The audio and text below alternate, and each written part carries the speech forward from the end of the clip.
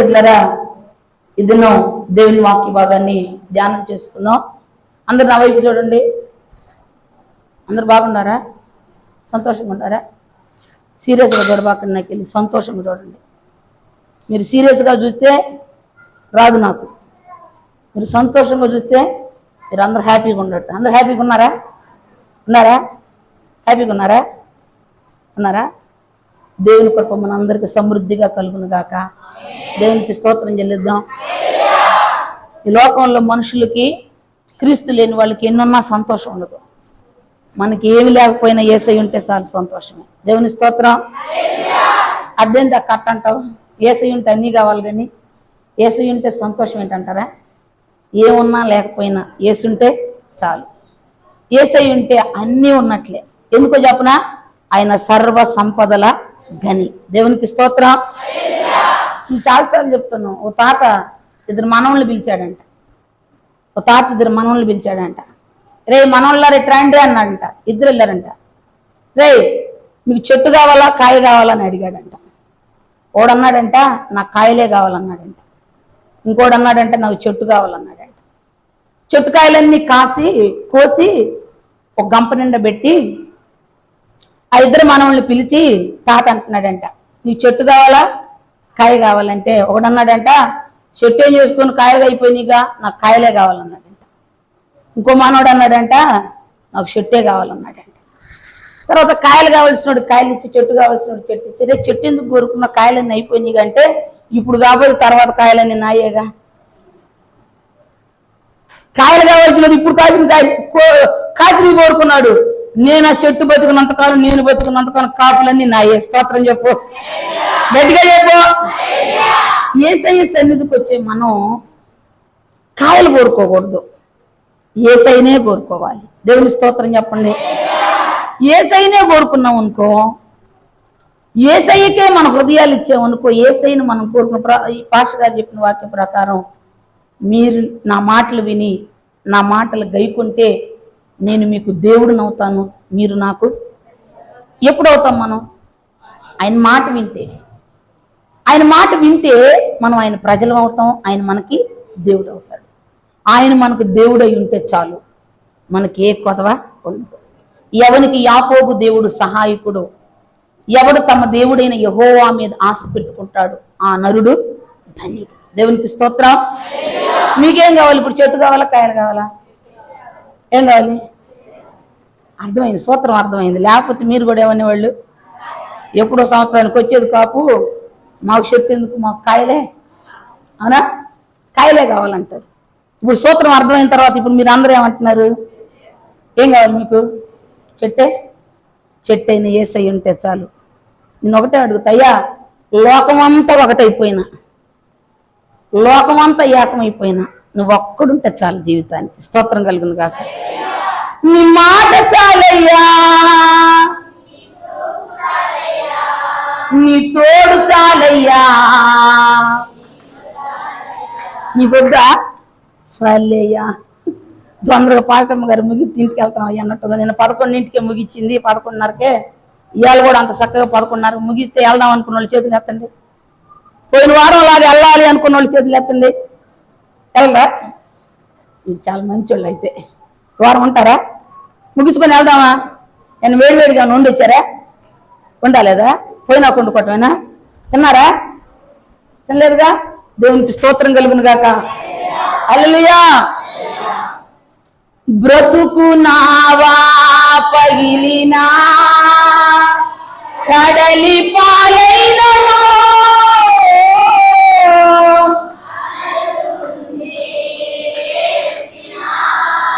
ఆశలు అణగారినా, బ్రతుకు నావా పగిలినా కడలి పాలైనను, అలలు ముంచి వేసిన ఆశలు అణగారినా, నీ మాట చాలయ్యా, నీ తోడు చాలయ్యా, నీ నీడ చాలయ్యా, నీ మాట చాలయ్యా, నీ తోడు చాలయ్యా, నీ నీడ చాలయ్యా, నీ ఉంటే నాకు చాలు యేసయ్యా, నీ వెంటే ఉంటానేసయ్యా, నీ ఉంటే నాకు చాలు యేసయ్యా, నీ వెంటే ఉంటానేసయ్యా. హల్లెలూయా. శామ్యూల్ వేదాలు గారు రాసిన పాట ఆయన చెబుతాడు, రోగాల్లో నుండి వచ్చినాయంట రోగాలు బాధల్లో నుండి వచ్చినటువంటి పాటలు. ఎన్నో ఇబ్బందులు, ఎన్నో కష్టాలు, ఎన్నో శ్రమలు ఎదుర్కొంటూ రోజంట తన భార్యకి భయంకరమైనటువంటి బలహీనతతో బాధపడతా ఉంటే ఆయన గాయకుడిగా పాటలు పాడటానికి వేరే మీటింగ్కి వెళ్ళాల్సి వచ్చింది. ఆమె పరిస్థితి చాలా విషమంగా ఉంది. మీటింగ్కి ఏమో డేట్ ఇచ్చాడు వస్తానని, ఆమె పరిస్థితి మాత్రం చాలా భయంకరంగా ఉంది. ఆమెను ఇంట్లో పెట్టి, దేవుని పని మాత్రం ఆపొద్దు, మనకి ఏదైనా మేలేను, చనిపోయినా బ్రతికిన ఆయన కోసమేను, మీరు వెళ్ళేటప్పుడు మాత్రం బయట గడిపెట్టి వెళ్ళమాకండి, నేను కూడా లోన గడిపెట్టుకోను, ఒకవేళ మీరు వచ్చే తలుపు నేను ఏదైనా అయ్యాను అనుకో, తలుపు గడిపెట్టానంటే తలుపు నీకు కష్టం అవుద్ది, మీరు బయట గడిపెట్టొద్దు, నేను లోనా గడిపెట్టొద్దు, తలుపు వేసుకుని ఉంటాను, పోయి దేవుని పని చేసి రమ్మని చెప్పింది కొన ఊపిరితో కొట్టమెట్లాడుతూ. అని వెళ్ళారు. దేవుని స్వార్థ గాయకులుగా మంచిగా పరిచర్య చేశారు, పాటలు పాడి దేవుని ఆ మీటింగ్ చాలా జయప్రదంగా జరిగింది. పరిశుద్ధాత్మ దేవుని సన్నిధి అనుభవించి వస్తున్నాడంట తన బండి మీద. నా భార్యకి ఎలా ఉందో అప్పుడు జ్ఞాపకం వస్తుందంట, ఇంటికి వచ్చే దగ్గరలో జ్ఞాపకం వస్తుందంట. ఆమె ఎలా ఉందో ఆమె సాతాను చెబుతుండే, నువ్వు వెళ్ళే తల్లికి నీ భార్య నిత్యంగా చచ్చిపోయి ఉంటుంది, వెళ్ళే తల్లికి నీ భార్య చచ్చిపోయింది, కొన ఊపిరితో ఉంది కదా, కొన ఊపిరితో ఉన్న ఆవిడ నీ వెళ్ళే తల్లి చనిపోయిద్ది అని సాతాను స్వరం వినబడతా ఉంటే మనసులో అనుకుంటున్నాడు, దేవా అలాగ జరగటానికి వీల్లేదు నాయన, అలాగ జరగటానికి వీల్లేదయ్యా అని అనుకుంటున్నా కానీ మనసులో ఒక పోరాటం జరుగుతుంది, దుష్టులతో పోరాటం జరుగుతా తన మనసులో చాలా వేదన పడిపోతా ఉండే, తట్టుకోలేక ఆ పోరాటాన్ని తన వెహికల్ ఓ స్వభావ తోట ఎదురు ఆపేసి ఆ తోటలోకి వెళ్ళి పెద్దగా అరవటం ప్రారంభించాడంట. దేవుడా, నాకెందుకు ఈ కష్టాలు, నాకెందుకు ఈ వేదనలు, నాకెందుకు ఈ శ్రమ, నేను నీ పని చేస్తున్నాను కదా, నీవే నా దేవుడు అని కోరుకున్నాను కదా, నేనే గనక ఇంటికి వెళ్ళే తల్లికి నా భార్య గనక చచ్చిపోతే, నేను నా పిల్లలందరూ చచ్చిపోయి ఒక మందు చేసే తెచ్చుకొని, ఎండ్రం చేసే తెచ్చుకొని, తాగి చచ్చిపోయి మా చావు కారణం దేవుడు అని చెప్పి రాజు చచ్చిపోతానని చెబుతున్నాడంట దేవునితో. మేము ఆరాధించే దేవుడు మమ్మల్ని ఆదుకోలేదు, అందుకే నేను చచ్చిపోతున్నానని చెప్పి లెటర్ రాసి చచ్చిపోతాను ప్రభు అంటున్నాడంట. ఆ స్వభావులు తోటంతా దద్దరిల్లిపోయేటట్టు అరుస్తున్నాడంట, కేకలు పెడుతున్నాడంట. నా పిల్లలకు మంచి చదువు లేదు, నా భార్యకి వ్యాధి, ఎంత చేసినా కూడా ప్రయోజనం లేనట్లయిపోయింది నా జీవితం, చిన్ననాటి నుండి నీ యందులే భయభక్తులు కలిగి ఉన్నాను, ఎందుకు నాకు ఈ శ్రమ, కేకలు పెడతా ఉన్నాడంట. కేకలు పెడతా ఉంటే దేవుని స్వరం వినబడుతుందంట, నా కుమారుడా శ్యామ్, నీ రోగాలు పోవు, నీ అప్పులు బావు, నీ సమస్యలు బావు, మరి నన్ను నీ దేవుడిగా అంగీకరిస్తావా అని అడిగాడంట. ఆ మాట స్వరం చెవులు గింగురమనేటట్టు వినపడుతున్నాడంట. ఈ బాధ అంతా వదిలిపెట్టి అన్నాడంట, అయ్యా నా రోగాలు బాపోయినా, నా అప్పులు వేరైపోయినా, నా పిల్లలు ఉన్నత విద్య చేయకపోయినా నువ్వే నా దేవుడివి అని చెప్పాడంట. స్తోత్రం చెప్పు, గట్టిగా చెప్పండి.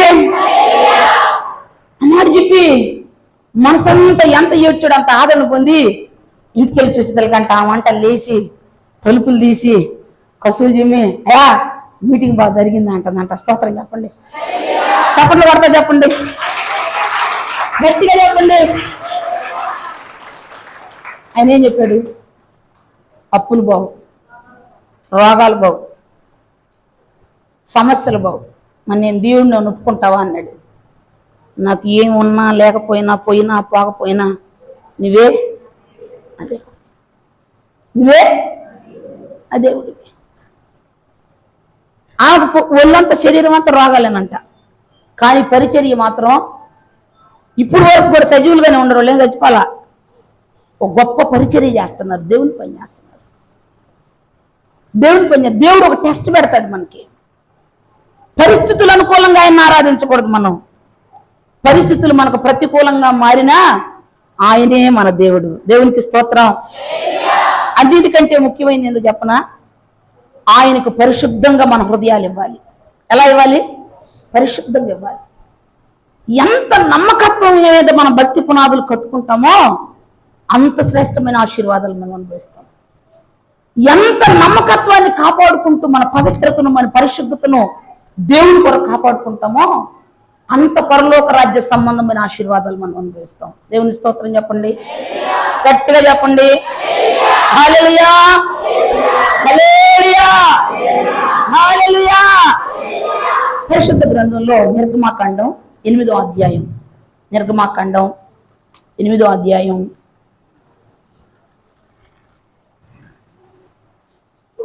17వ వచనం నుండి 18వ వచనం వరకు ధ్యానం చేసుకుందాం. అహరోను తన కర్ర పట్టుకొని చేయి చాపి ఆ దేశపు ధూళిని కొట్టినప్పుడు పేలు ఆ మనుషుల మీదను జంతువుల మీదను ఉంది. ఐగుప్తి దేశం అంతటా ఆ దేశపు ధూళి అంతయు పేలాయిను. శకునగాండ్రు కూడా పేరును పుట్టించవలనని తమ మంత్రముల చేత అప్పు చేసిరు గాని అది వారి వలన కాకపోయింది. పేరు మనుషుల మీదను జంతువుల మీదను ఉండగా శకునగాండ్రు ఇది దైవశక్తి అని ఫరోతో చెప్పిరి. అయితే యెహోవా చెప్పినట్టు ఫరో హృదయము కఠినమాయెను. అక్కడ కింద వాళ్ళు దైవశక్తి అన్న కాడ 2వ మార్కు ఉంది, కింద ఫుట్ నోట్ లో దేవుని విరేలు. ఏ వేలంట? దేవుని విరేలు. ఐగుప్తిలో ఇశ్రాయేలు ప్రజలను విమోచించడానికి మోషే సీనాయి పర్వతం మీద దేవుని ప్రత్యక్షతను పొందాడు. దేవుడు మండుచున్న పొదలో మాట్లాడాడు. మోషే తన తన మామ మందను మేపుతూ అరణ్యంలో సీనాయి కొండ మీద ఆ మంట ఏదో విచిత్రంగా మండుతుంది ఆ పొద అని చెప్పి అక్కడికి వెళ్ళాడు. దేవుడు మాట్లాడుతున్నాడు, మోషే మోషే మోషే, ఇది పరిశుద్ధమైన స్థలం, నీ కాళ్ళు కొన్న చెప్పులు విప్పి రమ్మన్నాడు. మోషే దేవుని స్వరం విన్నాడు. ఎన్ని సంవత్సరాల వయసులో విన్నాడు మోషే దేవుని స్వరం? చెప్పాలి. ఎన్ని సంవత్సరాలు? చెప్పండి చెప్పండి, పెద్దగా చెప్పండి, కొనమాకండి.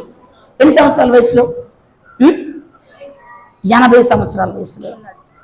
40 ఏళ్ళు ఐగుప్తి సుఖభోగాలు అనుభవించాడు. 40 సంవత్సరాలు దాటిన తర్వాత 40 ఏళ్ళు ఇత్రో మందన కాశాడు. 80 సంవత్సరాల వయసులో దేవుడు మోషేతో మాట్లాడాడు. దేవునికి స్తోత్రం చెప్పండి. 80 ఏళ్ల వయసులో మోషేతో దేవుడు మాట్లాడుతున్నాడు. నా ప్రజలు ఇశ్రాయేలీయులను ఐగుప్తులో దాస్యం చేస్తూ మూలుగుతున్న మూలుగులు నేను విన్నాను మోషే, వారు నువ్వే విడిపించాలి అన్నాడు. అయ్యా నేను నత్తుండి అయ్యా, నాకు మా నాన్నక మాన్యం కలిగిన వాడని నా వల్ల కాదు అన్నాడు. నత్తివాడిని, మూగవాడిని, చెవిటివాడిని పుట్టించిన వాడిని నేనే అన్నాడు. అయ్యా నేను గాలిలో వేరే ఒకళ్ళు చూసుకున్నాడు. నీ నోటికి బదులుగా నీ అన్నయ్యని అహరోను నోరు ఉంచుతాను అని చెప్పాడు. అయ్యా నా వల్ల కాదయ్యా అంటున్నాడు. మోషే వాళ్ళు ఐగుప్తీలంటే సకల విద్య ప్రావీణ్యత కలిగిన వాళ్ళయ్యా, ఫరో దగ్గర శాస్త్రాజ్ఞులు మంత్రాజ్ఞులు ఉన్నారయ్యా, శకునగాండ్రు ఉన్నారయ్యా, మంత్ర విద్య కలిగిన వాళ్ళు ఉన్నారయ్యా, సోరగాళ్ళు ఉన్నారయ్యా, వాళ్ళ ఎదుట నేను ఎలా నిలవగలనయ్యా అంటున్నాడు మోషే. దేవుడు అంటున్నాడు, మోషే నీ చేతిలోదేంటి? కర్ర, దాని కింద వేయగానే పాము అయిపోయింది. అదేంటి అన్నాడు. పాము, దాన్ని పట్టుకో అన్నాడు. దాన్ని తోక పట్టుకో అన్నాడు. పట్టుకోమని దాన్ని మోసే పాము తోక పట్టుకున్నాడు. అది మరలా కర్ర అయింది. ఈ కర్రే నీ ఆయుధం. దేవునికి స్తోత్రం చెప్పు. హల్లెలూయా. మోషే ఏమన్నా సీనాయి పర్వతం దగ్గర ఒక అలంకరించాడు దేవుడు. రాజవస్త్రాలు వేసి, ఆభరణాలు వేసి, కిరీటం పెట్టి, చేతిలో ఒక రాజు దగ్గర ఉండే దండం పెట్టి వెళ్ళిపోయి ఐగుప్తుకు అన్నాడా? అలా ఏ గొర్రెలు కాసుకుంటున్నావు అదే కర్ర ఐగుప్తి ప్రజల దాస్యం నుండి ఇశ్రాయేలు నడిపించడానికి ఆయుధంగా నేను మారుస్తున్నాను అన్నాడు. దేవుని స్తోత్రం. దేవుని సన్నిధిలో నిలిచిన దేవుని బిడ్డలారా, దేవుని పక్షాన నువ్వు ఏం కలిగి ఉన్నావో, అదే నీ ఆయుధంగా మార్చి నిన్ను అభివృద్ధి పరుస్తాడు ఆయన. అదే నీ ఆయుధంగా మార్చి అనేకులకి ఆశీర్వాదకరమైన వ్యక్తిగా నిన్ను నన్ను ఆయన మారుస్తాడు. దావీదుకి ఏముందంట ఆయుధం తెలుసా? దావీదు ఆయుధం తెలీదా మీకు? సితార. ఏముంది? సితార ప్లే చేస్తాడంట దావీదు. గొర్రెలు కాసుకుంటాడు, సితార ప్లే చేస్తాడు. ఆ సితార ప్లే చేస్తూ ఉంటే రోజు సౌలుకు దురాత్మ పెట్టింది. ఎవరైనా సితారా ప్లే చేసే వాళ్ళు ఎక్కడైనా ఉన్నారంటే పలానా యెషయా కుమారుడు ఉన్నాడు, దావీదు చమత్కారంగా వాయించగలడంట సితారా. ఆ సితారా ప్లే చేసే దావీదు వచ్చి సౌలు దగ్గర సితారా వాయిస్తుంటే దురాత్మ ఏమైపోయిందంట? సౌలు దూరం అయిపోయింది. దేవునికి స్తోత్రం. ఆ సితారాతో పాటలు పాడాడు. బాధల పాటలే ప్రార్థనా కోటాలు అయిపోయినాయి. దావీదు పాటలే, కీర్తన గ్రంథంలో పాటలన్నీ సితారా మీద ప్లే చేస్తూ పాడే పాటలే నేటి క్రైస్తవులు కూడా ఆదరణ పొందే వాక్య ధ్యానాలు అయిపోయింది. స్తోత్రం చెప్పండి. హల్లెలూయా. తెకోవా స్త్రీ ఒక ఆయుధం తీసుకొని పర్వతం ఎక్కింది. ఏం తీసుకుందంటామా? గుర్తుందా మీకు? తెకోవా స్త్రీ, షెకెము రాజు తెకోవా ప్రజల మీద హతము చేయటానికి వచ్చినప్పుడు ఆమె దగ్గర ఒక ఆయుధం తీసుకొని వచ్చింది. చెప్పండి చెప్పండి, గుర్తుందా మీకు ఎవరికైనా? ఆమె గోపురం ఎక్కుతుంది. ప్రజలందరూ ఆ గోపురంలో దాక్కున్నారు. షెకెము అతను వచ్చి ఆ ప్రజలందరూ హతమార్చబోతున్నాడని తెలిసి వాళ్ళు ఆ గోపురంలో దాక్కున్నప్పుడు తెకోవా స్త్రీ మాత్రం ఏం తీసుకొని వచ్చిందంట? తిరగట దిమ్మ తీసుకొని వచ్చింది. పిచ్చోడా అందరూ అనుకుంటున్నారు ఇంకేమన్నా పిచ్చి పెట్టిందో, తిరగట దిమ్మ తీసుకొని వస్తుంది, బ్రతుకు జీవుడా అంట ప్రాణం కాపాడుకోవటానికి ఆ కోటలోకి వెళ్ళి అందరం దాక్కుంటుంటే ఏమేం తీసుకొని వస్తుంది? తిరగట దిమ్మి తీసుకొని వస్తుందని అందరూ ఆమెను అపహాస్యంగా చూశారంట, హాస్యంగా చూశారు. అయితే ఆ స్త్రీ ఆ పర్వతం ఆ తిరగట దిమ్మి తీసుకొని ఎక్కినప్పుడు అంట ప్రజలందరూ ఆ కోటలో దాక్కున్నారు. ఈమె పైకి ఎక్కినప్పుడు అంట ఆ ప్రజలందరూ హతమార్చడానికి వచ్చినటువంటి ఆ షెకెము రాజు అంట సరిగా ఆమె ఎక్కడైతే నిలిచిందో తిరగట దిమ్మ తీసుకొని అక్కడే నిలుచుందని చుట్టూ తిరుగుతూ చూస్తా ఉన్నాడంట. సరిగా పైన పర్వత ఆ కోటలో ఎక్కినటువంటి ఆ తెకోవా స్త్రీ ఆ తిరగట దిమ్మ రాయినంట షెకెము తల మీదకి వెళ్తే కపాలం బగిలి చచ్చిపోయాడంట. దేవునికి స్తోత్రం చెప్పు. తెకోవా ప్రజలందరికి రక్షణకు కారణభూతురాలైపోయింది. ఈనాడు నీకు ఏ ఆయుధం ఉంది? ఏ ఆయుధం ధరించుకున్నావు? నీ ఆయుధాలు పనిచేస్తున్నాయా? పౌలు అంటాడు, మా యుద్ధోపకరణములు దుర్గములు పడద్రోయగలిగినంత శక్తి కలిగినవి. మాకు యుద్ధోపకరణాలు ఉన్నాయి. ఏంటి ఆ యుద్ధోపకరణాలు? దుష్టుడైన అపవాది శక్తులను, అపవాది దుర్గములను పడద్రోయగలిగినటువంటి ఆయుధాలు మేము కలిగి ఉన్నాం. మీకు ఆయుధం ఉందా? ఆయుధం ఉందా? ఖడ్గం లేకుండా యుద్ధానికి ఎవడైనా వెళ్తాడా? కత్తి లేకుండా యుద్ధానికి వెళ్తారా ఎవరైనా? లేకపోతే కొడవలు లేకుండా కలుపుకి ఎవరైనా వెళ్తారా? కోసే ఆయుధం లేకుండా కోతకు ఎవడైనా వెళ్తాడా? దేవుని సన్నిధిలో నిలిచిన మనం ఒక సైనికులం. ఏ సైనికులం? పరలోక సైనికులం. ఈ లోక ఈ లోక అధికారి అయిన సాతాను రాజ్యాన్ని కోల్చటానికి మనం సిలువ సైనికులం. స్తోత్రం చెప్పు. సిలువ సైనికులమైన మనకాడ ఏముండాలంట? ఆయుధాలు ఉండాలి. ఆయుధాలు అపవాది శక్తుల్ని.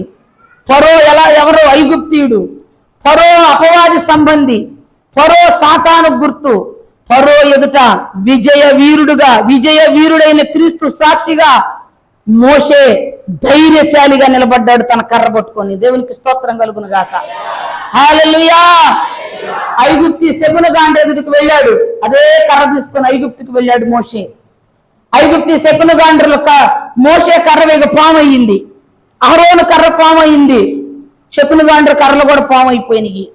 పాములైపోతే 7వ అధ్యాయంలో పాములైపోతే అహరోను కర్ర అంట శకునగాండ్ర కర్రలన్నీ పాములన్నిటిని మింగేసిందంట. దేవునికి స్తోత్రం కలుగునుగా. వారు చేశారు కానీ వారు చేసినవి వారు మరలా మార్చలేకపోయారు. మోషే కర్ర ఇదిగో ఐగుప్తి శకునగాండ్రు చేసిన అద్భుతాలన్నీ మింగివేసింది. దేవునికి స్తోత్రం కలుగునుగాక. చాలా అద్భుతాలు దేవుడు చేశాడు. అలాగే శకునగాండ్రు కూడా చేశారు. అయితే ఇక్కడ ఒక అద్భుతం జరిగింది.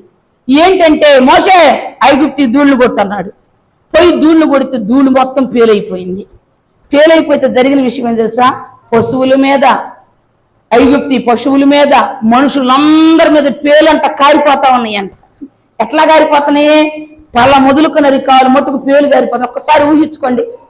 అందరూ కూర్చొని ఒక్కసారి అట్లా గెలిరండి. ఎట్లా గెలిరావని పేలుని తల నుండి పాదాల దాకా పారాడుతుంటే ఎట్టుంటుంది. ఒక్కసారి అట్టబెట్టండి బయటికి. ఎట్టుంటుంది? వెళ్ళి బాగుంటుంది కదా. చీమల పుట్టకాడ నుంచి చీమల దగ్గర నుంచి పారాడితే ఎట్టుంటది? పారాడుతున్నాయి, పేలు పారాడుతున్నాయి, పశువుల మీద పారాడుతున్నాయి, జంతువుల మీద పారాడుతున్నాయి. అదిగో రాజు మొదలుకొని సామాన్యుడి వరకు అందరూ దేహాల మీద పేలన్నీ పారాడుతున్నాయి. అంటున్నాడు, మీరు కూడా చేయండి అన్నాడు. ఎవరిని? ఐగుప్తి శకునికి అంటాడు, మీరు కూడా చేయండి అంటున్నాడు. వాళ్ళు పోయే ధూళ్ళు కొడుతున్నారంట, పేలవండి పేలవండి అంట. పేలు అవ్వట్లేదంట. పేలు అవ్వకపోతే వాళ్ళు ఏమన్నారు తెలుసు? అయ్యా ఇది మా వల్ల కాదు, ఇది దైవశక్తి. దేవుని స్తోత్రం చెప్పు. ఇది దైవశక్తి. స్తోత్రం చెప్పు. ఏ శకుని గాండ్రు మార్చలేడు ఈ శక్తిని. స్తోత్రం చెప్పు. ఏ మాంత్రికుడు మార్చలేడు ఈ శక్తిని. స్తోత్రం చెప్పు. ఏ తత్వజ్ఞాని మార్చలేడు ఈ శక్తిని. స్తోత్రం చెప్పు. ఇది దైవశక్తి. మా వల్ల కాదు బాబు. నీళ్లు రక్తం చేశాం, కర్రలు పాములు చేశాం, కొన్ని అద్భుతాలు మేము చేశాం, కానీ ఇది చేయటం మాత్రం మా వల్ల కాదు. ఇది దేవుని శక్తి. దేవునికి స్తోత్రం. దేవుని శక్తి అన్నకాడ అక్కడ ఏముందంటే దేవుని వ్రేలు. ఏముందంట చెప్పండి, అందరూ చెప్పాలి. దేవుని వ్రేలు. దేవుని వ్రేలు మోషేకు తోడై ఉంది. దేవునికి స్తోత్రం. ఈరోజు నేను ఏ నిశ్చయితో వెళ్ళాలంటే, దేవా నీ వ్రేలు నాకు తోడై ఉండాలి. కుర్చీలో కూర్చున్న వాళ్ళు నిద్రపోకండి. నీ వ్రేలు నాకు తోడై ఉంటేనే శాపం ఆశీర్వాదంగా మార్చబడింది. శకునుగాండ్రు మాంత్రికులు తత్వజ్ఞానులు ఆలోచనలన్నీ తల్లక్రిందులు చేయగలిగింది ఏంటో తెలుసా? దేవుని వ్రేలు. దేవునికి స్తోత్ర. హల్లెలూయా. నరకమ్మ ఏంటి? ఏం చేసిద్ది? ఏం చేసి చెప్పు? దేవుని వ్రేలు. నా జీవితాన్ని బాగు చేసేది దేవుని వ్రేలు. దేవునికి స్తోత్రం చెప్పండి. హల్లెలూయా.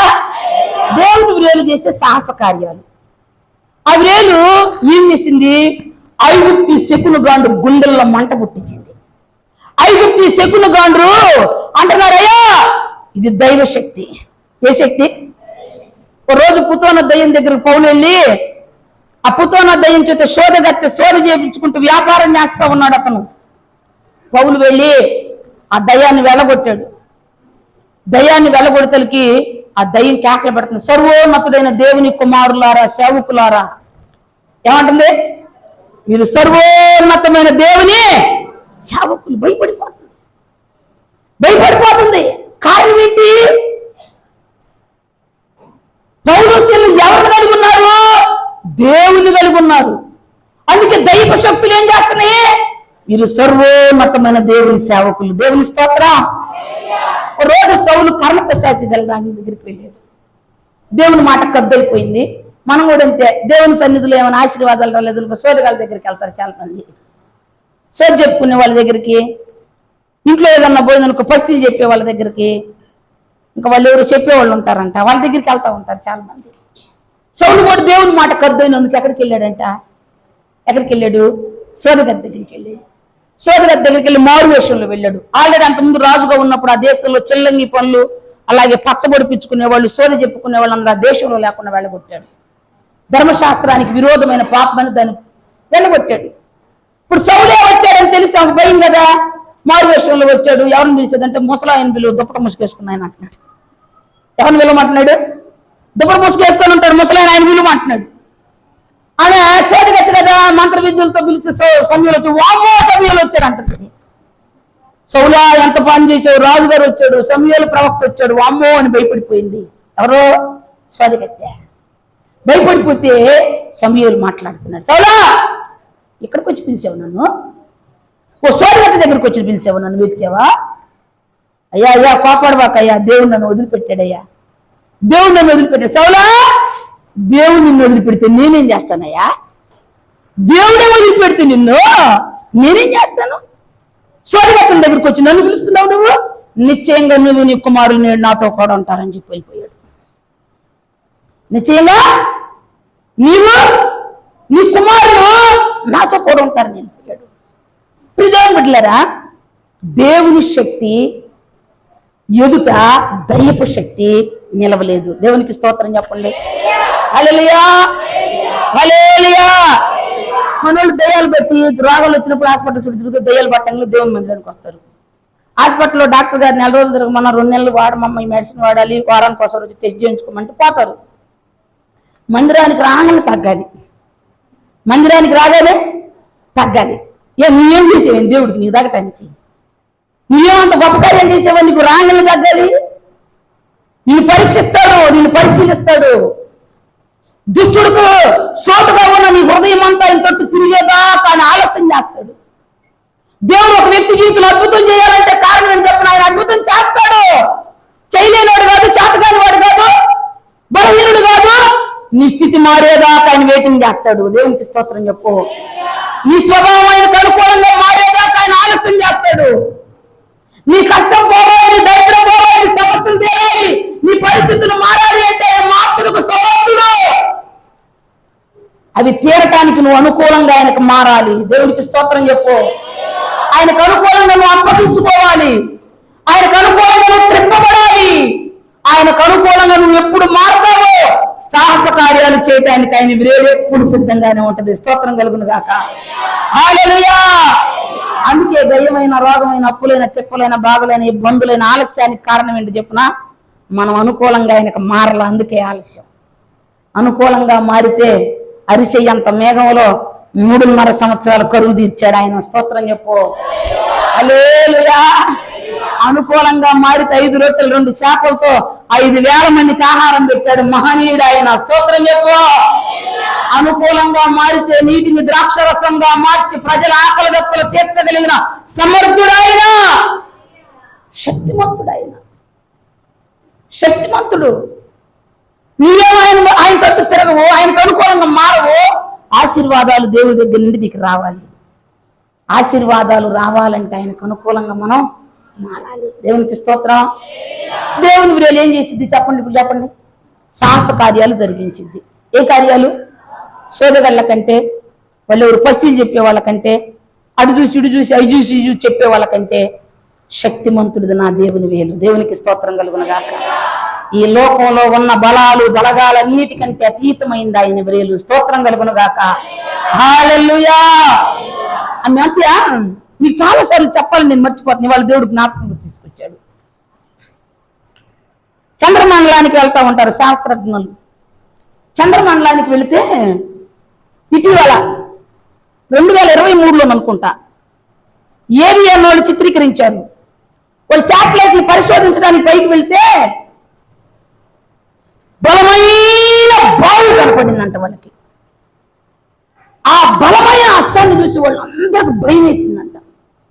భయం వేసి దానికి ఏమని పెట్టారంటే, వాళ్ళు ఇంగ్లీష్లో పెట్టారు, ఇంగ్లీష్లో నాకు రాదుగా, దేవుని చెయ్యి అని పేరు పెట్టారు. ఆ చేతికి ఏం చెయ్యి అంట? దేవుని చెయ్యి. దేవుని చెయ్యి అంట. ఆ చేతిని మహామహిమలో తెల్లగా మెరిసిపోతా ఉంది. ఆ చంద్రమండలం అంతా సరిపోయినంత ఉందంట ఆ చెయ్యి. ఆ చేతిని చూసి వాళ్ళందరూ భయపడిపోయి ఆ చేతినంట వాళ్ళు ఆ వీడియోలో చిత్రీకరించుకొని వచ్చి ఇది దేవుని చెయ్యి అని పేరు పెట్టారు. ఆకాశం దేవుని సింహాసనం, భూమి ఆయన పాదపీఠం. వాళ్ళు చెప్పారు చాలా సార్లు ఇలాంటి కొన్ని సంగతులు వాళ్ళు ఫోటోల్లో బంధించుకొని తీసుకొచ్చారు. ఒకసారి పరలోకం తెరవబట్టం చూశారంట, మరొకసారి పాతాళం తెరవబట్టం చూశారంట. పాతాళంలో మూలుగులు, కేకలు, అరుపులు వినటం, వాటన్నిటినీ వీడియోలో చిత్రీకరించుకొని తీసుకొచ్చారు. కానీ ఈసారి మాత్రం దేవుని చేయిని ప్రత్యక్షంగా చూశాం. దేవుడు ఉన్నాడు, ఆయన చెయ్యి బలమయ్యింది అని చెప్పి వార్తాపత్రికల్లో న్యూస్ల్లో చాటించారంట. స్తోత్రం చెప్పండి. నా సెల్లు దాన్ని అటు ఇటు మార్చారు, నేను దాన్ని డౌన్లోడ్ చేశాను. ఆ సెల్లో ఇంక వేరే దాంతో మార్చాడు, అది పోయింది. దాన్ని డౌన్లోడ్ చేశాను. ఇది దేవుని చెయ్యి అని పేరు పెట్టారు. దేవుని చెయ్యి మానవుని చెయ్యి కంటే బలమైంది. దేవునికి స్తోత్రం చెప్పు. ఈ భూగోళం కంటే బలమైంది. స్తోత్రం చెప్పు. ఈ భూరాజుల కంటే బలమైంది. స్తోత్రం చెప్పు. ఈ లోకంలో తత్వజ్ఞానుల కంటే బలమైంది ఆయన చెయ్యి. ఇంత బలవంతుని పెట్టుకొని ఆయనకేమో హృదయాలు ఇవ్వకుండా, జీవితాలు మారకుండా, బ్రతుకులు మారకుండా, నిజంగా బ్రతకకుండా, నిజంగా అప్పగించుకోకుండా, దొండ వైఖరితో, అబద్ధ వైఖరితో, కపట వైఖరితో, వేషధారంతో సంవత్సరాలు కాలాలు గడిచిపోతున్నాయి. కానీ జీవితాలు, అద్భుతాలు, ఆ చేతి ద్వారా వచ్చే మహత్కార్యాలు అనుభవించుకోకుండా అడ్డుపడుతుంది ఏంటో తెలుసా? మన స్వభావమే. దేవునికి స్తోత్రం చెప్పండి. హల్లెలూయా. ఆయన స్వభావానికి అనుకూలంగా మనం మారితే ఆ వ్రేలు అద్భుత కార్యాలు చేసింది. దేవునికి స్తోత్రం చెప్పండి. యజ్రా బబులోను దేశములో నుండి యెరూషలేముకు మరలా తిరిగి వస్తా కోరేషు రాజు పరిపాలన కాలంలో యెరూషలేములో దేవుని మందిరాన్ని దోచుకొని వెళ్ళిన నెబుకద్నెజరు సొత్తంతా ఇదిగో యజ్రా కాలంలో మరలా తీసుకుని యెరూషలేముకు ప్రయాణమై వస్తున్నాడు. హవాలా నది యొద్ద ఉపవాసం ఉండి వాళ్ళు ప్రార్థన చేసుకుని బయలుదేరి వస్తుంటే శత్రువులు వచ్చి ఎక్కడైనా ఈ సొమ్మును, ఈ సొత్తును అపహరిస్తారేమో అని చెప్పి పిల్లరా యజ్రా కన్నీటితో ఉపవాసం ఉండి ప్రార్థన చేస్తే దేవుని చేయి వారికి తోడయుండి బబులోను నుండి యెరూషలేముకు క్షేమంగా నడిపించిందని స్తోత్రం చెప్పాడు. స్తోత్రం చెప్పు. హల్లెలూయా. నీ ప్రయాణములో నీ సొత్తుని, నీ కష్టార్జితాన్ని, నీ రెక్కల కష్టాన్ని కాపాడేది ఎవరు తెలుసా?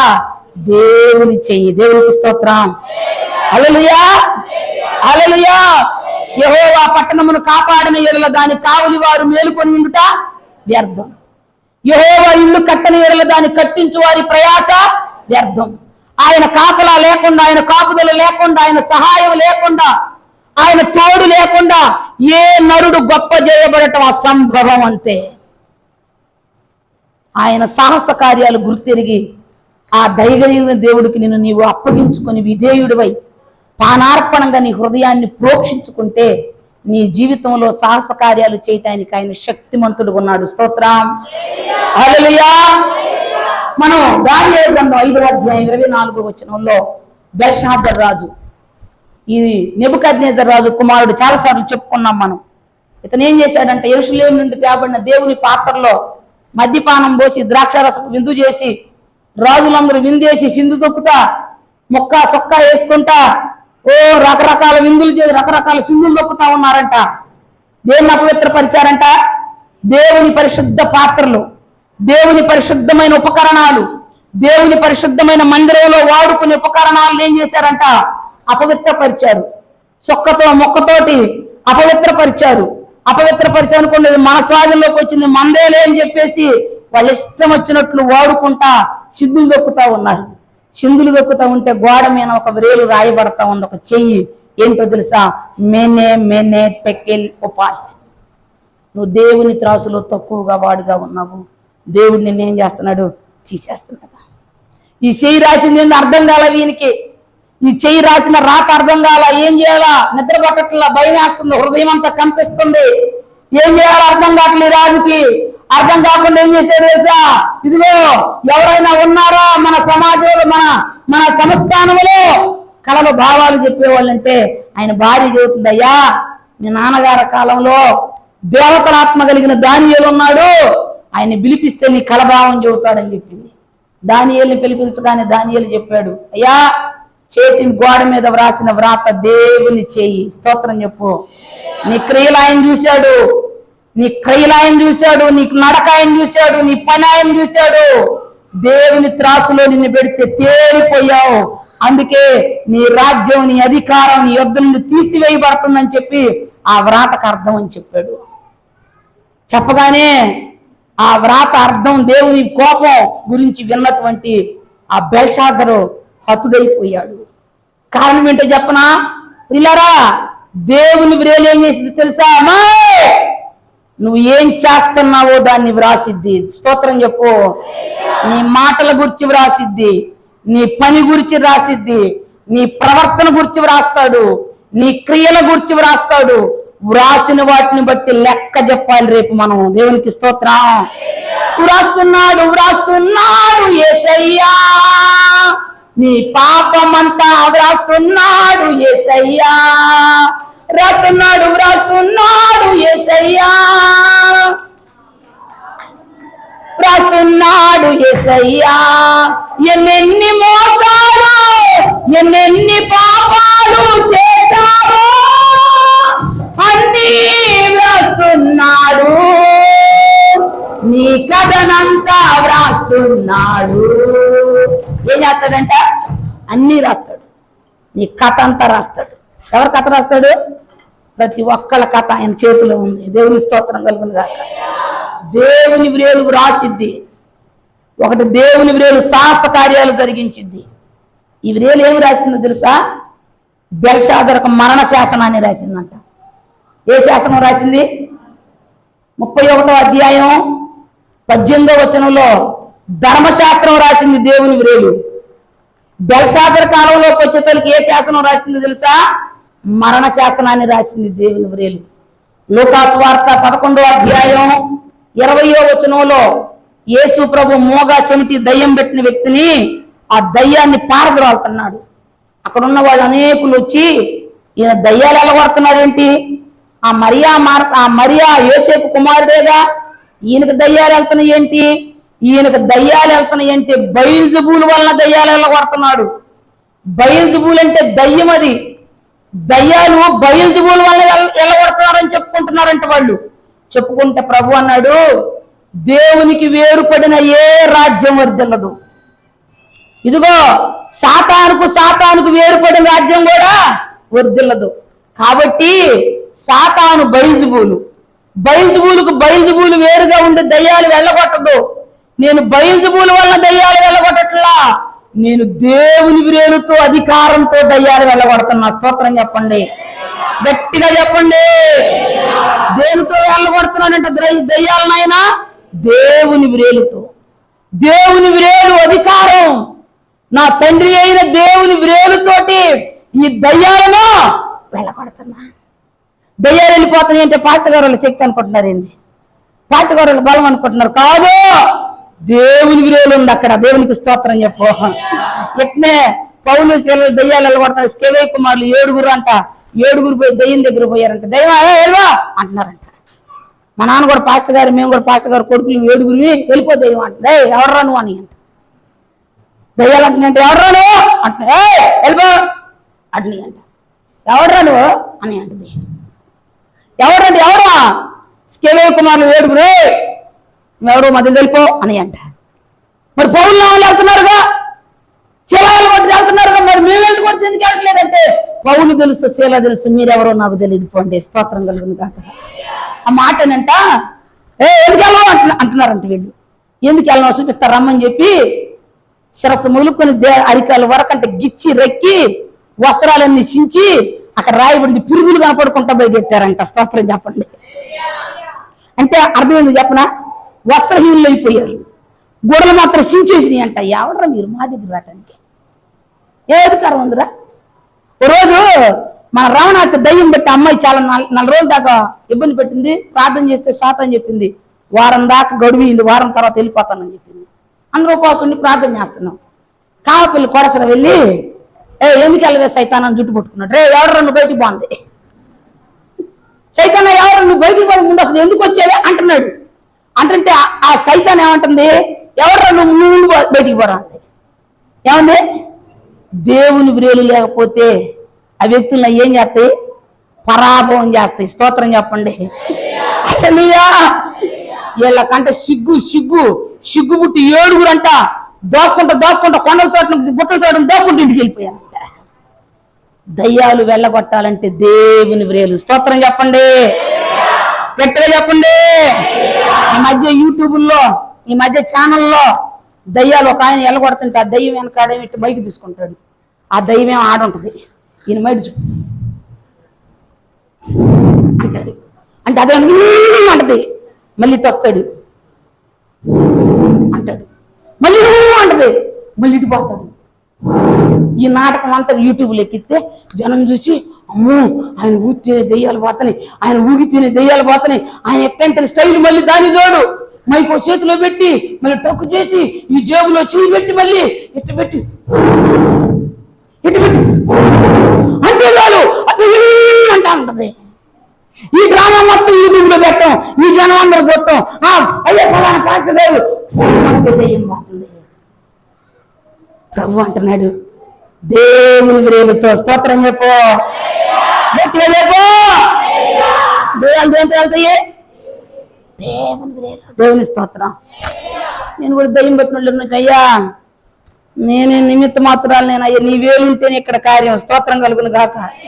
బండి అంత నేనుండా కూడా ఏ ఒక్కరికి అద్భుతం జరగదు, ఏ ఒక్కరికి మేలు జరగదు. గొంతు పెద్దదైన అరిసినా కూడా అద్భుతం జరగదు. అయ్యా నీ వేలు త్రాకితేనే ఇక్కడ అద్భుతమా, నీ వేలుంటేనే అద్భుతం, లేకపోతే అద్భుతం జరగదయ్యా.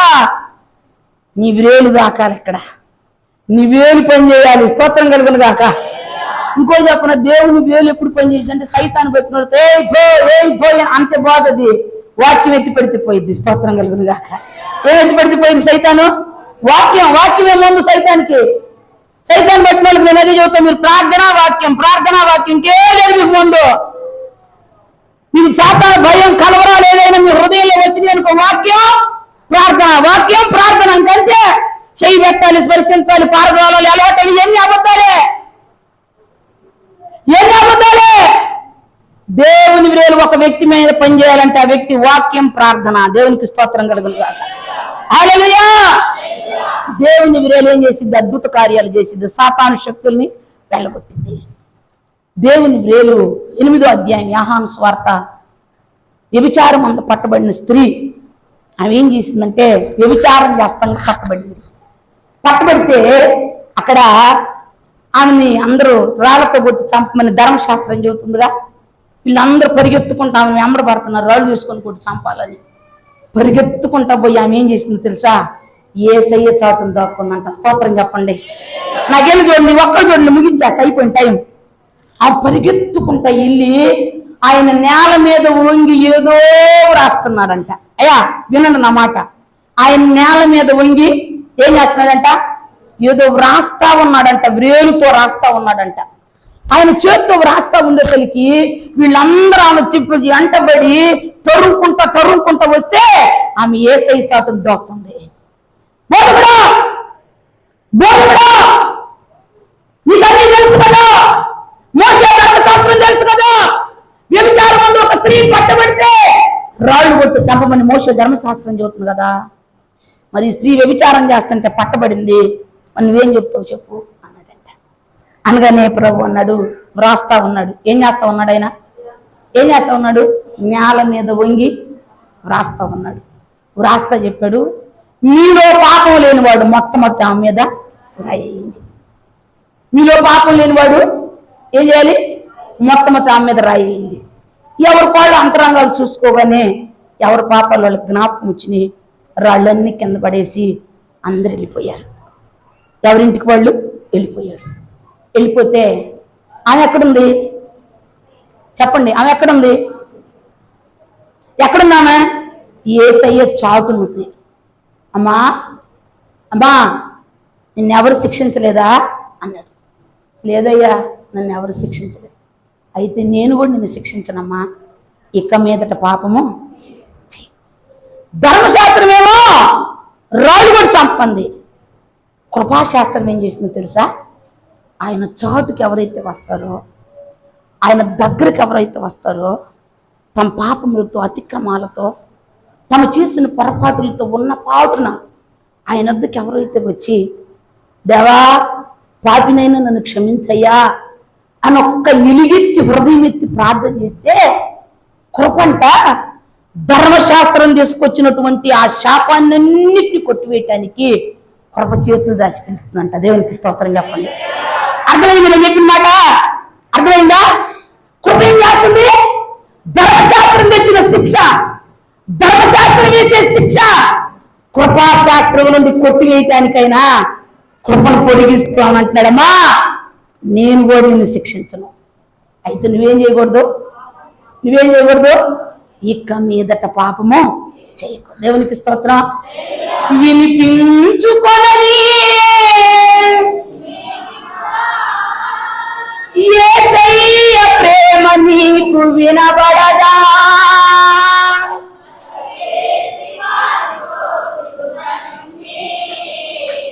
ఇప్పటికీ తన చేతులు నీకై చాపెను. పరిగెత్తి పారిపోకు కృప నుండి, ఇప్పటికీ తన చేతులు నీకై చాపెను. వినిపించుకొనని స్నేహితుడా, యేసయ్య వినబడదా? పరిగెత్తి పారిపోకు కృప నుండి, ఇప్పటికీ తన చేతులు నీకై చాపెను. కృప పిలుస్తుంది, ఇక మీదట పాపం చేయొద్దు. స్తోత్రం చెప్పు. చిన్న పాపం అనమాట. చిన్న పాము ఏం చేసిద్ది? చిన్న పాము కరిసిన చచ్చిపోతాం, పెద్ద పాము కరిచిన పాపం పాము లాంటిది. స్తోత్రం చెప్పు. వాడు ఏదో తోటకూర కట్టలు పనుకొచ్చుకున్నాడు అంట, మార్కెట్కి వెళ్ళి ఒక చిన్న పాము పిల్ల దొరికిందంట. అంత పాము పిల్ల వచ్చిందంట, తోటకూర కట్టలు. బుజ్జి పాము పిల్ల అని దాన్ని ఒక బుట్టలో పెట్టి రోజు కలిసి పాలు పోతున్నాడంట. పాలు పోస్తుంటే పెరిగి పెద్దదయింది. పెద్దయినాక నా బుజ్జి పాము పిల్ల అంటున్నాడంట. అంటే గంప తీసి చూసుకుంటున్నాడు, బొబ్బులు పెద్దదైంది, బాగుంది నా బుజ్జి పాము పిల్ల అంటే రోజు కసిన పాలు పోతున్నాడు. ఒకనొక రోజు బాగా పెద్దదైపోయింది, పాలు తాగుతుంది. పాలు పోస్తా ఉండగానే చేతి మీద కాటేసిందంట. మురుగులుగా అక్కడే చచ్చిపోయాడంట. ఏంటది? పాపం పాము వంటిది. దాన్ని పెంచావా? నువ్వు పెంచేవాళ్ళు నా మంచోడు అన్న యజమానుడు అందది. పెంచిన వాళ్ళు ఏం చేసిద్ది? అది కాటేసిద్ది. స్తోత్రం చెప్పు. చిన్న పాపమైనా పెద్ద పాపమైనా నీ మనసుకి ఇది తప్పు అని ఏదైతే చెప్తుందో, నీ అంతరంగం ఇది పాపం అని దేని గురించి అయితే ప్రేరేపిస్తుందో, నీలో ఉన్న ఆత్మదేవుడు, నీలో ఉన్న పరిశుద్ధాత్ముడు ఇది పాపం ఇది తప్పు అని దేని గురించి నీతో ప్రేరేపిస్తున్నాడు, అది వెంటనే విడిచిపెట్టు. కృప ఆవరించిద్ది. స్తోత్రం చెప్పు. దాచిపెట్టుకోబాక, కప్పుకోబాక, కప్పు దొరకదు. కప్పుకున్నావా కృప దూరం అయిపోయింది, కప్పుకున్నావా కృప వేరైపోయింది, కప్పుకున్నావా కృపకు వేరే ఎక్కడ వర్ధిల్లలేవు నీవు. నీ మనస్సాక్షి ఎప్పుడైతే ప్రేరేపించిద్దో వెంటనే విడిచిపెట్టు. శిలువ ఎక్కకు రయ్యా, ఫలానా పాపం నన్ను ధ్వజంగా ఎత్తిందయ్యా, ఈ దాస్యం నుండి నన్ను విడిపించు అని శిలువ ఎద్దకు మోకరించు. ఎక్కడైనా సరే ఉన్న పాటున నువ్వు మోకరించిన వెంటనే అంటాడమ్మా, ఇక మీదట పాపం చేయకు, నేను కూడా నిన్ను శిక్షించను. దేవునికి స్తోత్రం. హల్లెలూయా. కృప ఏం చేసిద్ది? క్షమించిద్ది. కృప ఏం చేసిద్ది? లేవనెత్తిద్ది. కృప ఏం చేసిద్ది? నీకోసం ఎదురు చూస్తా ఉంటుంది. ఎప్పుడు నా చేతుల్లోకి వస్తాడు, నా చేతుల్లో పడిద్ది, నా మాట వినిద్ది, మనసు మార్చుకునిద్ది. మనసు మార్చుకుంటాడు. మార్చుకున్న వెంటనే కౌగిలించుకున్న ముద్దు పెట్టుకున్నామని ఎదురు చూసిద్దంట కృప. స్తోత్రం చెప్పు. హల్లెలూయా. కొన్నాళ్ళు తగ్గిపోయిన కుమారుడు బుద్ధి వచ్చినాక చేను కాడనుకున్నాడంటే ఏమని? ఆ చేను గట్టి అనుకున్నాడంటే నా తండ్రికి నాకు పరలోకమందున తండ్రికి నా తండ్రికి విరోధంగా నేను పాపం చేశాను, నేను వెళ్ళి తప్పులు ఒప్పుకుంటాను, తండ్రి కుమారుడుగా బ్రతకటానికి కూడా నేను అర్హుడును కాను, కూలివాణిలో ఒకనిగా బ్రతుకుతానని చెప్తే వస్తా ఉన్నాడంట. వస్తా ఉండగలిగి తండ్రి చూస్తా ఉన్నాడంట, దూరాన చూస్తున్నాడంట. ఇన్న అసలు ఈ మాట ఎంత సంధించిద్దో నీకు అర్థమైతే సంధించిద్ది, వ్యర్థమైతే సంధించదు. దూరాన చూస్తున్నాడు. ఎవరు చూస్తున్నాడు? తండ్రి చూస్తున్నాడు, కొడుకు చూస్తున్నాడా? తండ్రి చూస్తున్నాడంట. ఆయన చెబుతాడు, వైఎస్ రాజశేఖర రెడ్డి గారు అల్లుడు చెబుతాడు, అనిల్ కుమార్ అన్న, ఆయనకంట యూదులకి అంగి ఉంటదిగా, పరిగెత్తటానికి అంగి అడ్డం వచ్చిద్దని ఈ రెండు చేతులతో ఈ అంగినంట పైకెట్ట కొట్టుకొని పరిగెత్తుకుంటా వెళ్తున్నాడంట. ఎవరి కోసం? కొడుకు కోసం వెళ్తున్నాడంట. రెండు చేతులు తంగి పట్టుకొని ఆ బజార్ని యాడ కనపడ్డాడు ఆ తండ్రికి ఆ కొడుకు అల్లంత దూరాన. ఎలాంటి దూరాన? మనం అల్లంత దూరంగా పెడిపోతా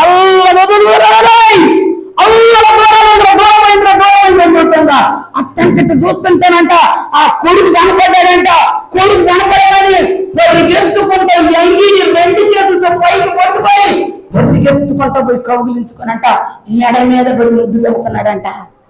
తండ్రి నా మాట విని తండ్రి, తండ్రి నేను చెప్పేది నా తండ్రి, నా మాట విని తండ్రి, నీకు నువ్వు పరలోకములకు విరోధమైన పాపం చేశాను తండ్రి, నన్ను క్షమించు తండ్రి, నేను నీ కొడుకు అనిపించుకోవడానికి యోగ్యుని కాదు తండ్రి, నీ కూలి వాళ్ళు ఒకటిగా ఉంటా తండ్రి. అగు కూలి వాళ్ళు ఒకటి ఏంటయ్యా?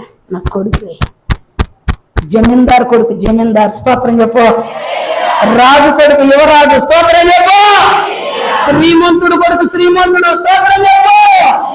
నువ్వు కూలివాడు ఏంటయ్యా నా కొడుకు అయితే?